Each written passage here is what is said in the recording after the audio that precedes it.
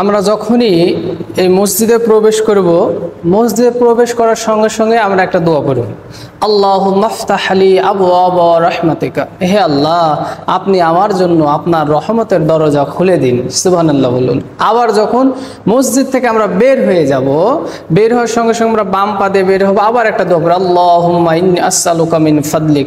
হে আল্লাহ, আপনি আপনার যত কল্যাণ আছে সেই কল্যাণগুলো আপনি আমার জন্য বরাদ্দ করুন।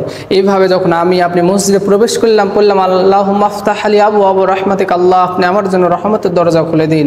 আবার দোয়া করছি যখন বেরিয়েছি, আল্লাহুম্মা ইন্নী আসআলুকা মিন ফাদলিক। হে আল্লাহ, আপনি আমার জন্য যে কল্যাণ রেখেছেন সেই কল্যাণগুলো দিন।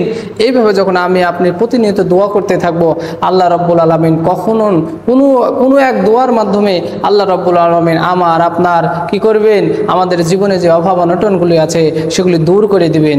এই জন্য আমরা সদা সর্বদা যেখানে যে দোয়াগুলি আছে আমরা যেন পড়তে পারি, সে তৌফিক আল্লাহ আমাদেরকে দান করুক। সকলে বলি আল্লাহুম্মা আমিন।